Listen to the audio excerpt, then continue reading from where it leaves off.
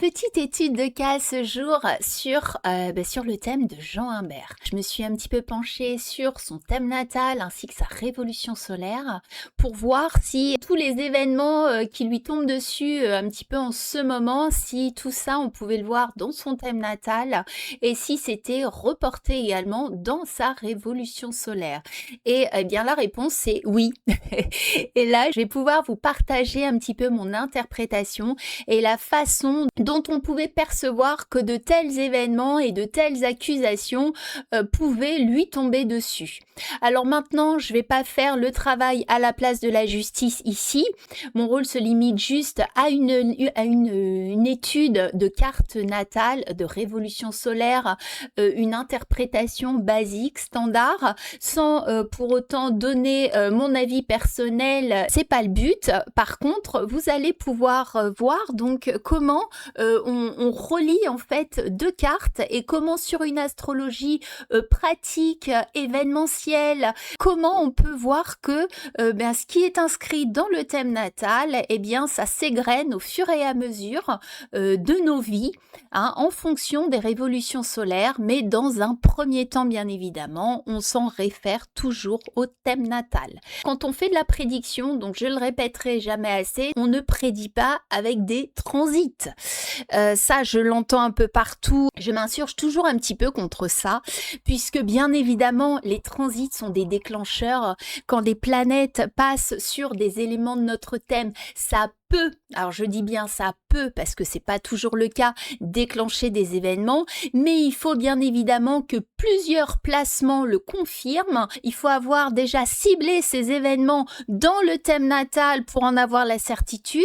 Il faut les avoir ciblés à nouveau dans la révolution solaire. Il faut que les planètes soient activées pour encore avoir la certitude. Enfin, vous voyez, voilà, il y a tout un chemin comme ça à faire qui mène jusqu'à la réalisation de l'événement. Mais c'est pas parce qu'une planète passe sur un point du thème natal qu'il va se passer quelque chose. Donc ça, il faut l'oublier tout de suite. Et moi, ce que je vais faire, donc là, c'est vous expliquer comment on délienne un petit peu un thème avec cette idée de profection, c'est-à-dire en travaillant sur du signe entier, déjà pour avoir une trame générale de ce qui va se passer, déjà dans la vie du natif, quand on regarde sur un thème natal, sur ses 90 ou 100 ans de vie, et par la suite, dans une révolution solaire, sur l'année qu'il sera amené à vivre.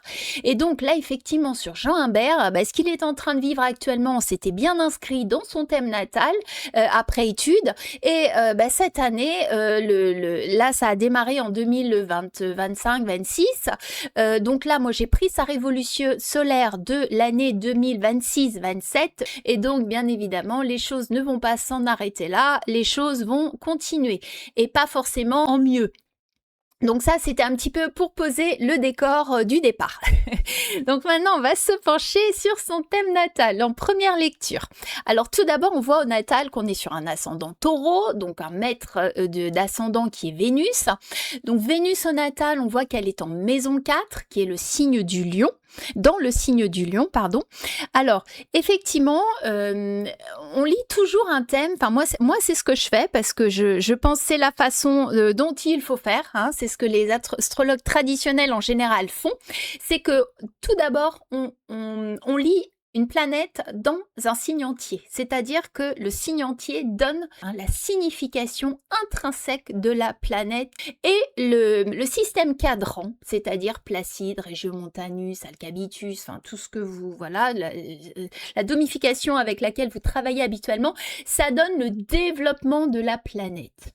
C'est-à-dire que c'est la façon dont la planète va agir et où elle va agir dans nos vies. Et c'est toujours important de relier les deux domifications pour avoir des confirmations et pour avoir des certitudes concernant ce que la planète veut dire réellement dans le thème. Parce que si on travaille qu'avec la domification en cadrant, eh bien, il y a des risques d'erreur. Hein. Si on n'a pas positionné en amont la planète dans un signe entier, eh bien, très souvent, ça donne lieu à des interprétations pas forcément toujours très justes. Voilà, donc ça, c'était la première base parce qu'à mon sens, c'est important. Donc là, on voit que Vénus, donc elle est en maison 4 dans le signe du lion, donc un signe entier. On voit qu'elle se déploie en maison 5. C'est-à-dire que c'est une Vénus qui est en rapport avec sa vie personnelle, donc de la maison 4, et qui se déploie dans le domaine des plaisirs. Alors déjà, on est sur un ascendant taureau, donc on est sur un ascendant quand on parle de taureau, on parle de plaisir des sens, on parle de tactile, on parle de goût, on parle de toucher, c'est tout ça le taureau, hein. C'est le bien-être. Le taureau, c'est quelqu'un qui aime profiter des bonnes choses, de la bonne chair, de la cuisine. Là, on est quand même face à un cuisinier, donc je pense que son thème n'est pas trompeur du tout, hein. Par rapport à la vie qu'il a, bien évidemment, et son métier. Et là, on voit que c'est également, donc dans la maison 5, c'est la maison des amours. Et Vénus, l'analogie de Vénus avec la maison 5, c'est non seulement les bonnes tables et la bonne cuisine, c'est la créativité, mais c'est également les amours. Là, on a vraiment ce natif qui est très centré sur sa vie privée, qui, pour lui, c'est important, hein, d'aimer, d'être aimé, surtout avec une Vénus Lion, parce que Lion, c'est quand même le signe royal, c'est un signe solaire, donc on a vraiment cette impression que c'est un natif qui aime être apprécié, qui aime aimer, qui aime être aussi au centre de l'attention avec le Lion. Maintenant, si vous regardez, le maître du Lion, c'est le soleil, et on a un soleil en Cancer. Donc le Cancer, c'est le signe de la famille, c'est un signe de proximité, c'est le signe des proches. Il est fort probable qu'il soit très proche de ses parents, qu'il soit proche. Le Cancer, c'est aussi le signe de la mère. C'est un signe qui aime prendre soin des choses, qui aime protéger les choses, hein. Donc c'est peut-être un natif qui aimait très très fort ses compagnes, parce que le signe du Cancer, c'est un signe émotionnel, c'est le signe de la lune. Donc on pourrait vraiment y voir un attachement avec le Cancer vis-à-vis de ses compagnes, peut-être un attachement excessif, pourquoi pas. Bon, ça, le thème va nous le dire par la suite, mais là, pour le moment, on fait des suppositions, hein. On voit déjà un tempérament du natif qui s'attache, qui aime les belles choses, qui aime être amoureux, et puis qui est très attaché à sa famille, et très certainement la maison 5 qui est la 2 de la 4, donc c'est un petit peu tout ce que c'est de la transmission générationnelle aussi, la maison 5, hein. C'est ce qu'on a appris durant l'enfance, qu'on va développer comme ça instinctivement par soi-même pour pouvoir s'identifier par rapport aux autres. Donc là, on pourrait dire aussi que la cuisine est quelque chose qui date de son enfance, qui lui a été inculqué par ses parents, pourquoi pas, par sa famille, pour son environnement de base. Et voilà, c'est comme ça qu'il a été cuisinier. Alors en Lion, on a aussi une Vénus exigeante, hein, une Vénus donc qui aime se mettre en valeur, une Vénus qui aime le beau, les apparats, la mise en scène. C'est quelqu'un qui n'aime pas se faire marcher sur les pieds, hein. Le signe du Lion, c'est quand même le signe de l'ego, le signe du jeu. Donc on est aussi sur une Vénus généreuse, une Vénus qui donne, une Vénus qui protège, hein, avec ce soleil en Cancer, qui aime faire profiter aussi les autres de ses créations, qui aime un environnement agréable autour de lui, qui aime les gens, qui aime que les gens soient bien, qui aime que les gens soient heureux. On est vraiment sur quelqu'un qui aime profiter de la vie. Juste au regard de ce placement, on voit que le natif, c'est comme s'il cherchait un peu l'amour des autres et la valorisation de lui-même, hein, avec ce signe du Lion, par ses recettes culinaires aussi. C'est important pour lui de se sentir valorisé par ses créations, mais de se sentir valorisé aussi par ses compagnes. Il aime être fier de ses créations, il aime être fier de ses amours. C'est quelqu'un qui est de nature fier, tout simplement, comme le signe du Lion.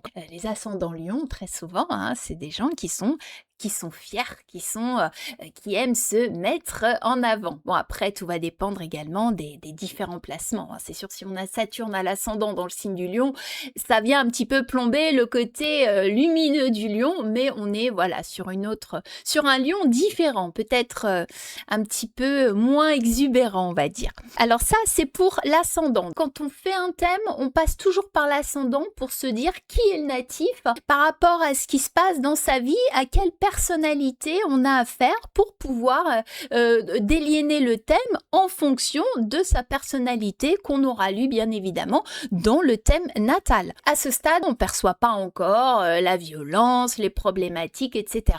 On sent effectivement un natif qui a à cœur de protéger sa famille, qui a à cœur de protéger ses proches, qui aime qu'on le regarde, qui aime les honneurs, qui aime les louanges, hein. Et on peut aussi voir que la cuisine créative, parce qu'il travaille quand même dans des endroits assez luxueux, hein, c'est vraiment parfaitement représenté par cette Vénus Lion également en 5, hein, puisque directement relié au signe du Taureau, le Lion, c'est quand même le luxe, c'est quand même le beau, c'est quand même l'apparat, c'est quand même la mise en scène. Donc là, on est vraiment raccord avec la vie de Jean Humbert. Donc maintenant, on va regarder les promesses du natal par rapport au domaine, à la thématique qu'on cible, hein, puisque là, on cible ces accusations faites par ses différentes compagnes et ses ennuis avec la justice sur des faits de violence qui lui sont reprochés. Dans le thème natal, donc on a Vénus donc, qui représente le natif, on a vu, puisqu'elle maîtrise son ascendant, mais on a aussi cette Vénus qui est carrée à Uranus, qui lui est située en maison 7 dans le signe du Scorpion. Uranus représente ce qui arrive de manière soudaine, de manière inattendue, mais ça représente aussi les retournements de situation, hein. En Scorpion, donc il dépend de Mars, qui est la planète du conflit et du combat.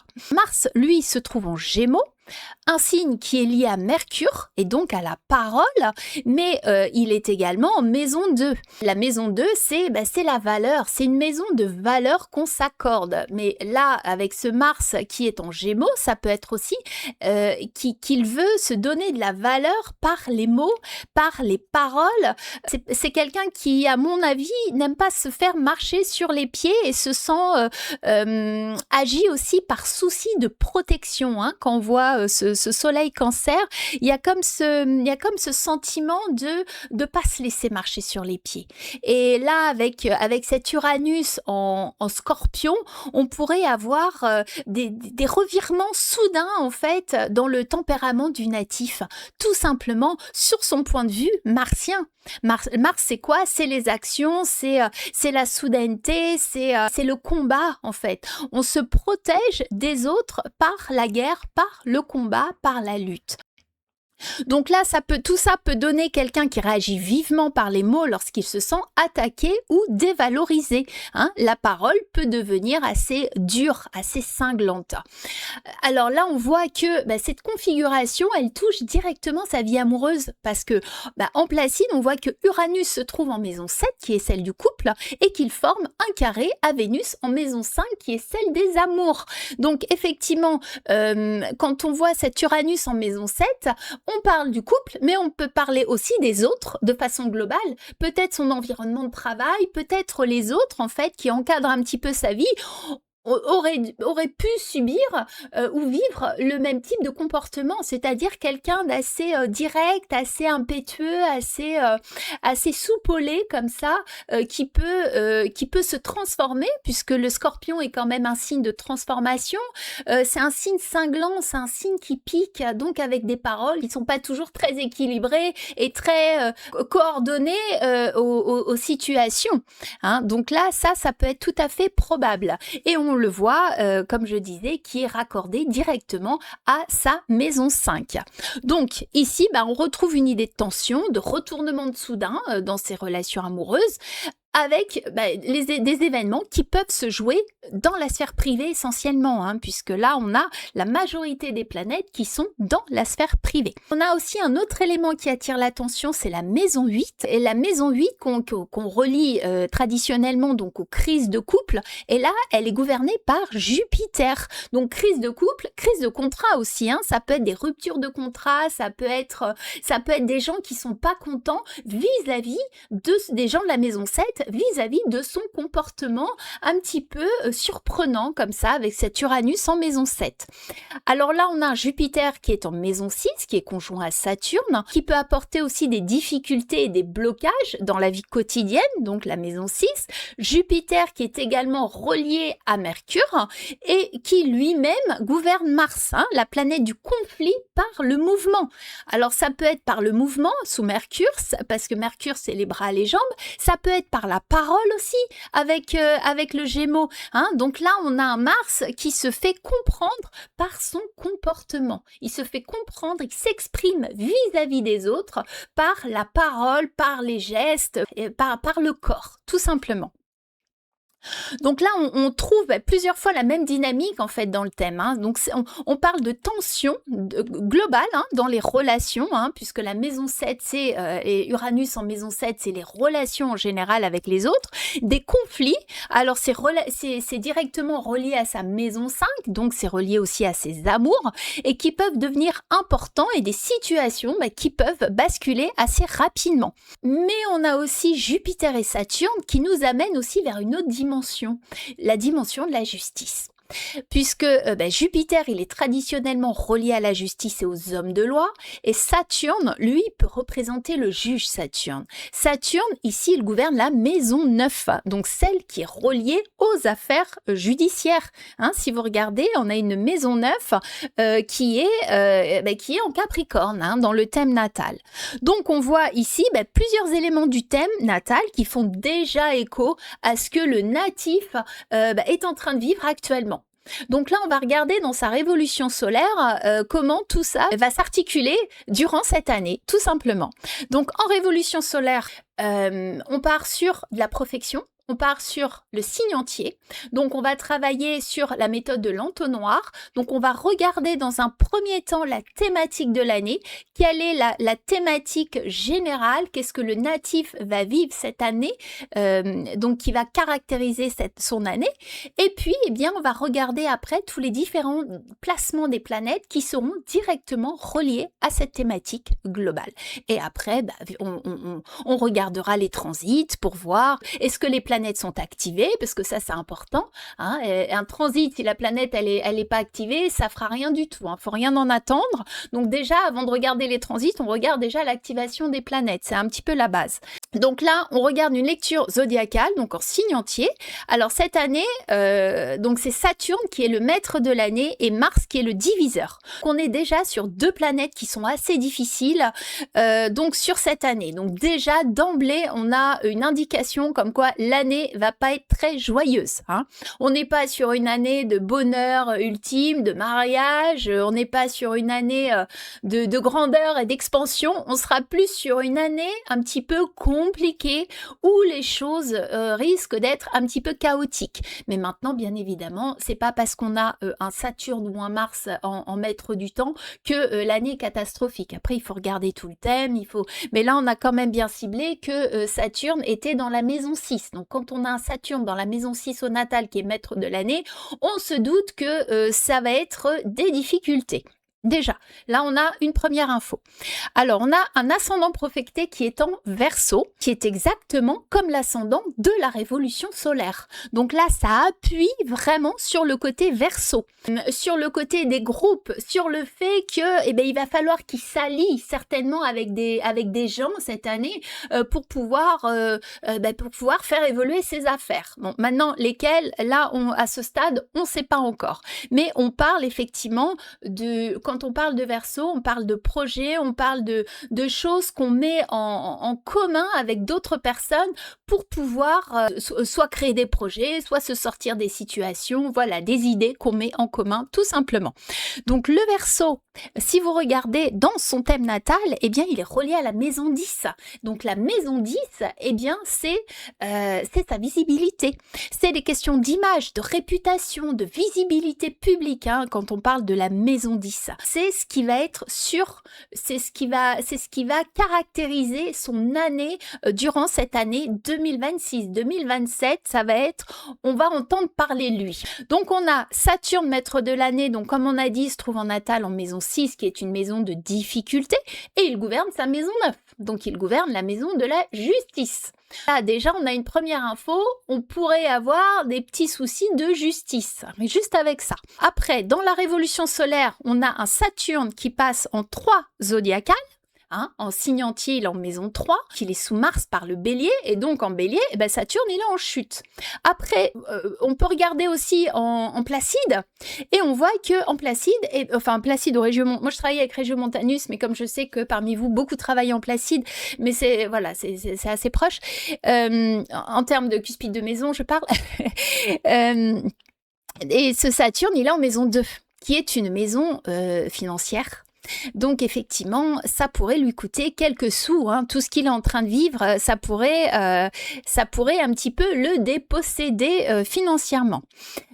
Alors, cette maison 3 zodiacale, c'est quoi? Ce sont les échanges, c'est les paroles, c'est des écrits, c'est des informations. Donc, toute l'année va se jouer là-dessus, puisque Saturne, c'est le maître de l'année. C'est une année où il va devoir communiquer, où il va devoir s'exprimer, où il va devoir expliquer ce qui s'est passé, pourquoi ça s'est passé, mais des choses qui sont tenues secrètes en fait. Puisque si vous regardez, Saturne, il est maître de 12. Donc, il va devoir exprimer à l'extérieur avec ce Saturne en maison 3 zodiacale sa vie privée, la vie privée que personne connaît, qui est cachée, qu'il n'avait pas forcément envie de mettre sur la place publique, mais là, manifestement, il va devoir le faire. Alors ensuite, ce qu'on peut regarder aussi, c'est que ce Saturne, il est directement relié à Mercure par carré. Mercure qui représente la parole, qui représente la communication. Mercure qui gouverne aussi à la fois la maison 5, qui est la maison des amours, de ses compagnes, et la maison 8, qui est la maison des crises de couple, la maison 8, puisque c'est la 2 de la 7 en maison dérivée. D'autant plus que cette maison 8, elle est le terrain de Vénus. Elle loge Vénus là, cette année, qui est elle-même maître de 9. Donc, on peut vraiment voir que il y a vraiment une crise reliée aux amours, à la justice. Voilà, il y a un espèce d'imbroglio comme ça qui nous met réellement sur la piste de comment les choses vont pouvoir s'articuler cette année. Alors, l'autre élément important, on peut voir une Vénus qui représente le natif puisqu'elle gouverne son ascendant natal et elle est conjointe à la Lune, qui est reliée à sa popularité dans le thème natal puisque la Lune est en maison 10. Et ces deux planètes, donc Lune et Vénus, se retrouvent en maison 8 de révolution solaire, la maison des crises, des bouleversements concernant lui-même, donc Vénus, et sa popularité. La Lune. Là, je fais juste du littéral. Et surtout, ce qui nous confirme, c'est qu'on a un Pluton direct à l'ascendant, donc sur le natif lui-même, qui est conjoint donc à l'ascendant, qui est exactement sur sa lune natale. C'est-à-dire que là, on a une transformation, on a une bascule concernant sa popularité. Et comble du comble, si vous regardez au natal, on a le nœud sud qui est pile sur sa lune. Et pour tous ceux qui connaissent un peu l'astrologie, le nœud sud est un facteur astrologique qui enlève les choses. C'est-à-dire qu'à un moment donné dans sa vie, le thème natal nous indique que la popularité va tomber, va se retirer avec le nœud sud. Et donc, là, on est dessus, puisqu'on a une transformation, on a un Pluton qui arrive en conjonction au nœud sud, sur l'ascendant. Donc là, on peut dire qu'il y a quand même une perte de prestige, on a une perte de visibilité, on a une perte d'honneur, si on peut dire.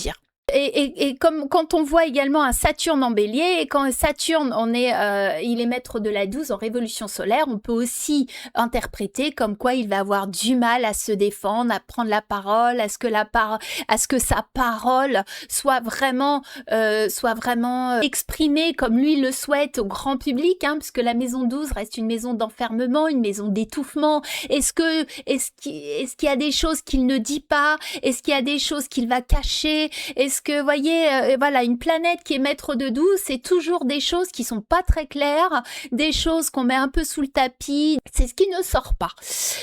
Voilà. Donc, ce qu'on peut dire sur ce thème, durant toute cette année, 26-27, ça va être une année particulièrement compliquée où il va devoir lutter. Et après, ce que vous pouvez faire, c'est une lecture classique de révolution solaire pour pouvoir regarder un petit peu comment toutes ces planètes vont pouvoir se relier entre elles Et au final, eh bien, on rajoutera les transits. Finalement, après, on va passer par les révolutions lunaires, on va passer par les hebdomades, on va passer par d'autres différentes techniques pour pouvoir avoir des dates, parce que là, j'ai fait une lecture globale sur un thème natal, mais si on veut des dates précises, avec des événements précis, quand est-ce qu'il va passer au tribunal, quand est-ce que ça va être un petit peu plus tendu pour lui, à quel moment de l'année, etc. Donc là, on fera la méthode. Là, j'ai fait la méthode de l'entonnoir avec en commençant par le début pour voir un petit peu le schéma et pour vous expliquer comment on fait une lecture en astrologie traditionnelle, mais par la suite, eh bien, voilà, on affine toujours avec des dates de plus en plus précises. Quant à vous, si vous souhaitez donc des informations concernant une révolution solaire, concernant votre thème natal, donc vous pouvez déjà faire un petit tour sur mon site astrologie-du6traditionnel.fr et vous avez donc le site dans ma bio. Vous pouvez m'envoyer un petit message en MP si jamais vous souhaitez avoir votre thème. Et voilà, si vous souhaitez des informations concrètes par rapport à votre vie sur une révolution solaire, je serai donc heureuse de pouvoir vous aider. Sur ce, je vous souhaite une bonne journée. Au revoir.